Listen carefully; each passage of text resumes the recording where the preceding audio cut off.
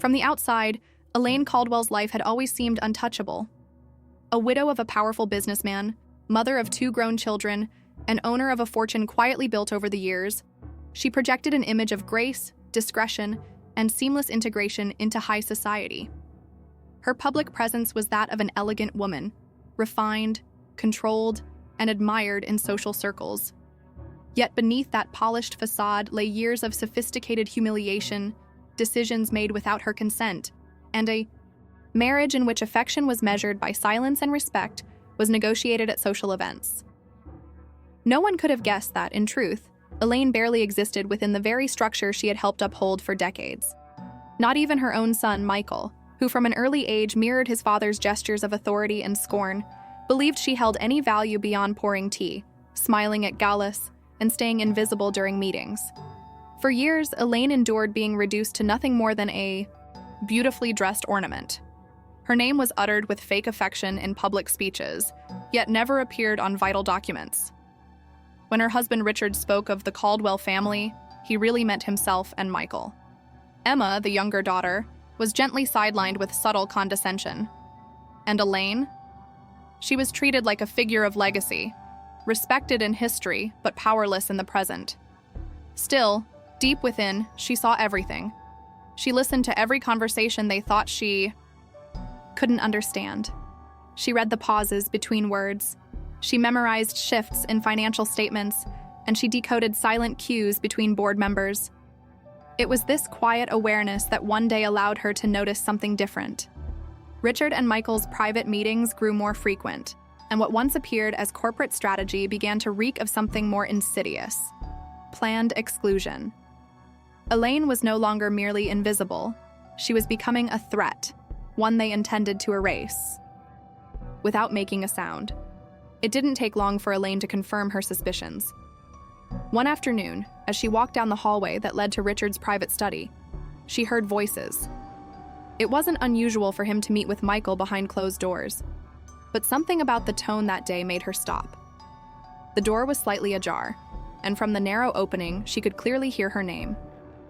Michael spoke with a careless certainty, the kind that only surfaces when one feels untouchable. He claimed his mother was no longer fit to participate in major decisions, that she had become unstable, unreliable, and that it would be best to remove her gently. Richard didn't object. He merely mumbled something like, "Do what you need to do, but keep it quiet." That short, deliberate phrase landed like a punch to Elaine's chest. She didn't need to hear another word. She softly closed the door and walked away as if nothing had happened, but inside, something had shattered. That night, Elaine didn't sleep. She sat on the guest room couch, the lights off, her eyes wide open in the dark. She replayed the past months over and over again in her mind. She recalled the meetings she was no longer invited to, the documents that had mysteriously disappeared from her desk, and the decisions being signed without her knowledge or input. It all made sense now. It hadn't been carelessness or disorganization. It had been strategy. Her husband and her son were slowly eliminating her, piece by piece. Like a bothersome pawn on a chessboard, they believed they fully controlled.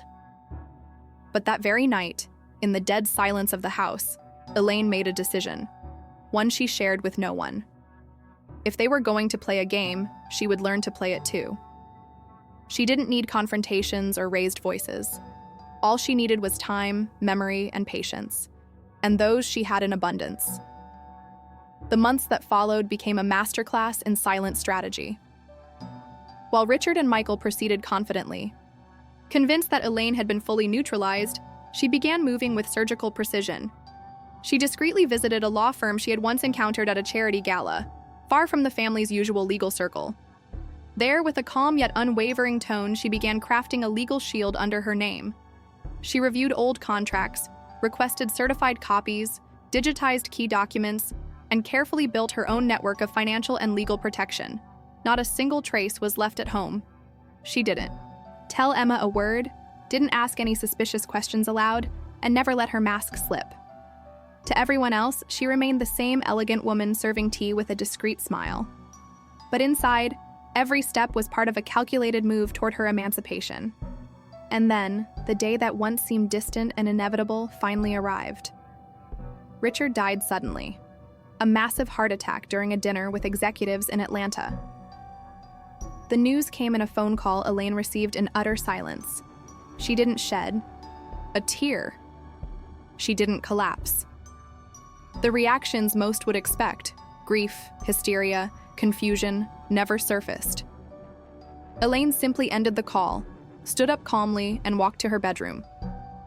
That night, sitting at the foot of her bed in the shadows, she waited for the emptiness to take hold, but the emptiness never came. In its place emerged a strange clarity. Freedom doesn't always arrive the way we imagine. Sometimes it comes wrapped in mourning, but bearing the quiet promise of new beginnings. The funeral was a flawless performance. Businessmen, politicians, members of the press, old associates, and familiar faces paraded through the family mansion, each with carefully rehearsed expressions of sorrow. Michael assumed the spotlight as if he were already the natural successor, shaking hands, giving statements, ensuring everything revolved around him. Elaine, dressed in understated black, remained on the sidelines, silent, composed, with no tears and no theatrics. No one noticed the sealed envelope, and the small golden key tucked carefully inside her purse. The family lawyer had handed it to her in private just moments before the ceremony, with specific instructions. The contents were meant for her eyes only. That night, once the house had finally quieted, Elaine closed her bedroom door, sat by the lamp, and opened the envelope. What she found inside wouldn't just alter her present, it would empower her to completely rewrite her future. Inside was a handwritten letter from Richard. The handwriting was firm, deliberate, each word seemingly rehearsed countless times before being set to paper. In the letter, he confessed to serious mistakes. He admitted he had been a biased father, an absent husband, a man blinded by ambition and poisoned by Michael's influence. Though he lacked the courage to confront them in life, he did not want to leave the world without attempting to make some kind of amends. Attached to the letter were documents granting Elaine legal control over key assets, confidential records of hidden accounts, evidence of decisions manipulated by Michael, and most stunning of all, an encrypted video of Richard speaking directly to the camera, acknowledging everything. The key belonged to a safety deposit box in New York. At that moment, Elaine understood something profound. Her years of silence had been an investment, and that investment was about to pay off. 2 days later, Elaine boarded an early morning flight to New York. She told no one, not even Emma, who had already begun sensing that something in her mother had shifted, though she couldn't quite grasp what it was. At the bank, a manager escorted Elaine to a private room. After confirming her identity and using the small golden key, she unlocked the contents of the safety deposit box. Inside, neatly organized, were legal documents, audio recordings, bank reports, and a copy of Richard's video will. It was a quiet arsenal, precise, powerful, and built to shield her from the very storm she had sensed long before his death. Elaine spent hours combing through every file, reading each word slowly, absorbing the magnitude of what she now possessed. This wasn't just about money, it was legitimacy, it was truth, it was power, finally on her own terms. When she returned home that same night, no one had even noticed her absence.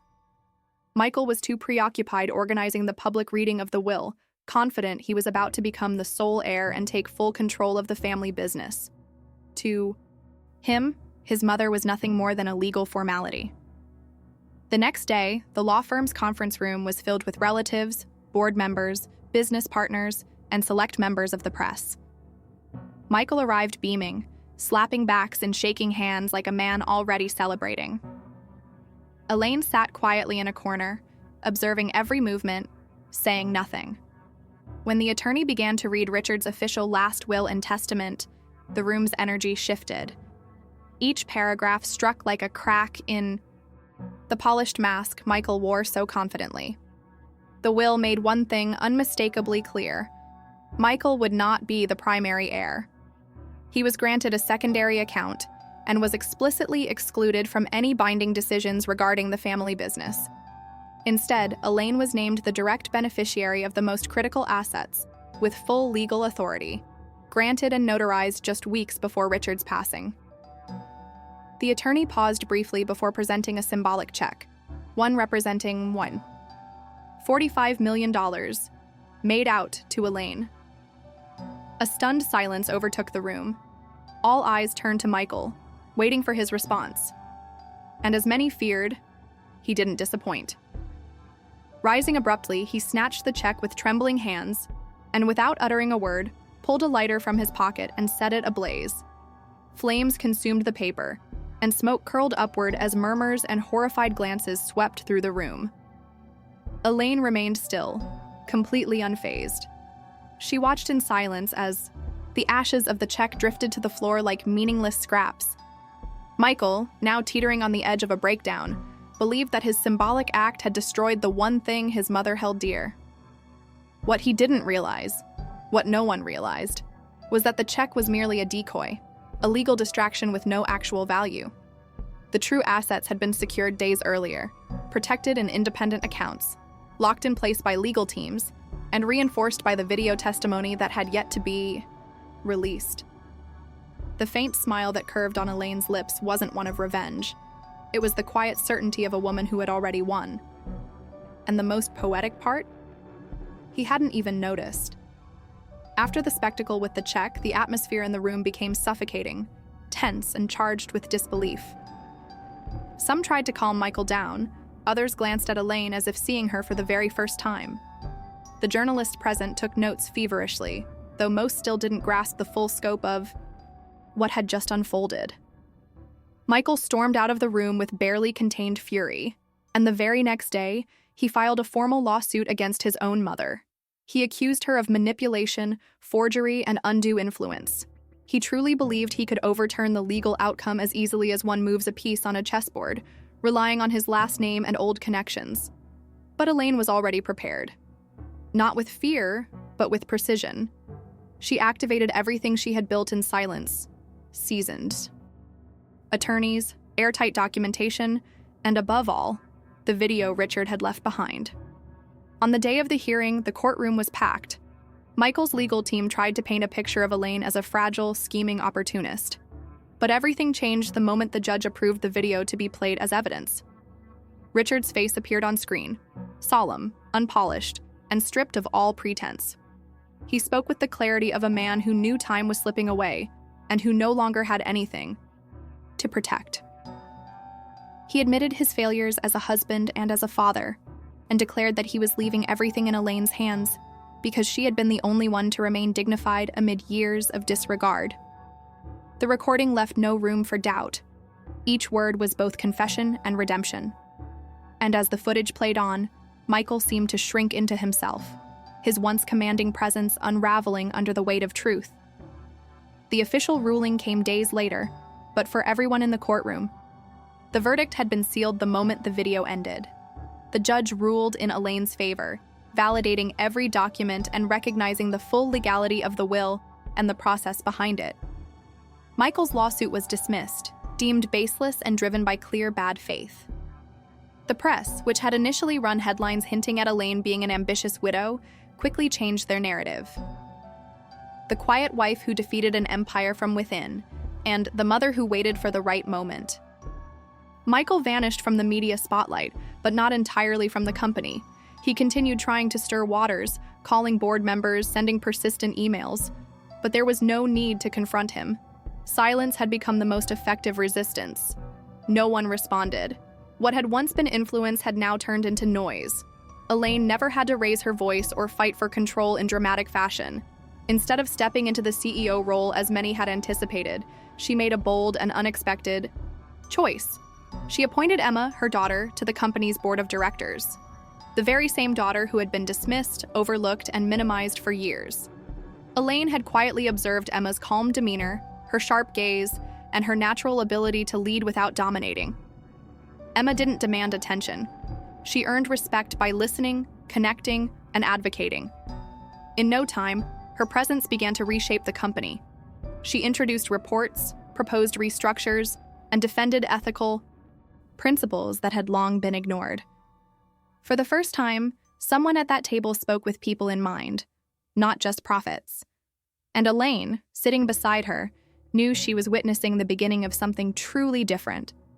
Michael, who had spent his life navigating circles where power came from pressure and charm, couldn't understand how his influence had evaporated so quickly. He sent emails with proposals, tried to schedule meetings, even requested a private audience with his sister, as if nothing had ever happened.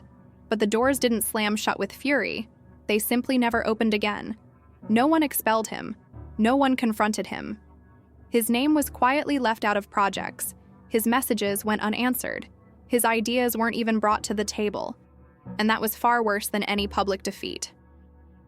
Irrelevance slowly wrapped around him like a shadow, until he became nothing more than an echo within a company that had already moved on. Elaine knew this, and deep down she felt sorrow. Not for the son she once dreamed of, but for the man he had chosen to become.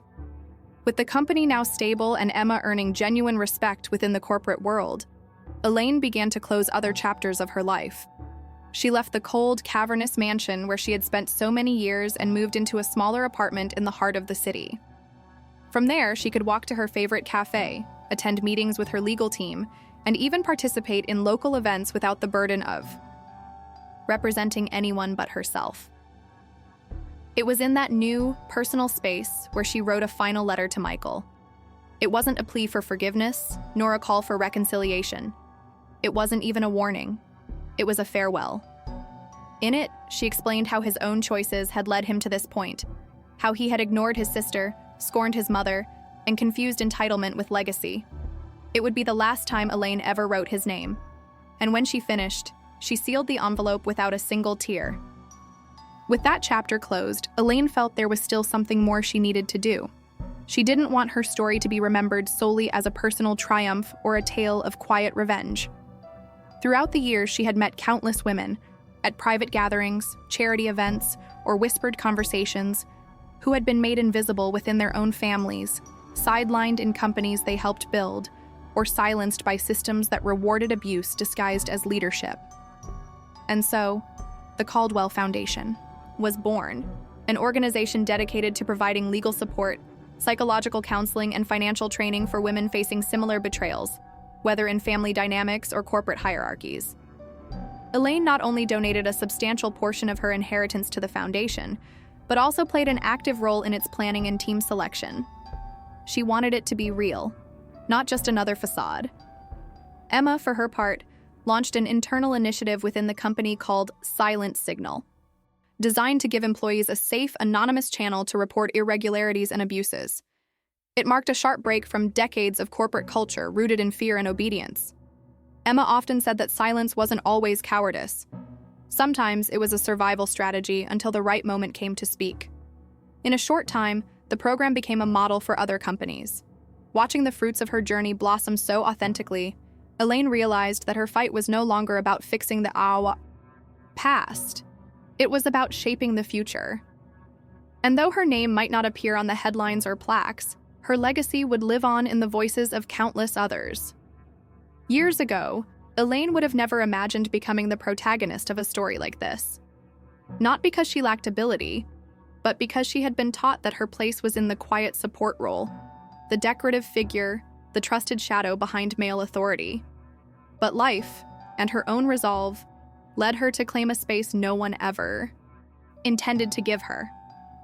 And now it belonged to her entirely. She didn't seek vengeance. She chose transformation. She didn't fight for what was hers through shouting or spectacle, but through strategy, patience, and an emotional intelligence that had been underestimated by everyone, including herself. She had broken a cycle, and in doing so, she not only freed herself, but also opened a path for other women who would no longer have to wait a lifetime to be heard. From her new apartment, surrounded by plants she cared for herself and photographs she had chosen to keep, Elaine would often enjoy her morning coffee with a calm she had never known before. She no longer had to pretend, justify herself, or smile for anyone's approval. She had reclaimed her name, her voice, and her purpose. Sometimes, as she gazed out the window watching the city come alive, she thought about all the women who had yet to find their moment. That's why she wrote down her testimony, so they would know they weren't.